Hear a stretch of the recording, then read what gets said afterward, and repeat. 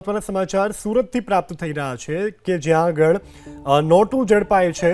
સુરત શહેરમાં વધુ એક વખત ચિલ્ડ્રન બેંક નોટો ઝડપાઈ છે।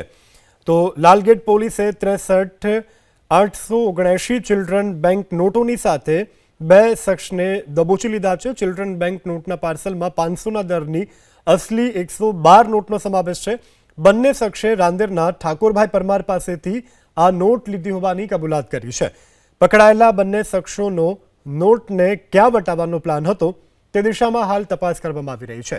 તો 63,879 ચિલ્ડ્રન બેંક નોટોની સાથે આ બંનેને દબોચી લેવામાં આવ્યા છે।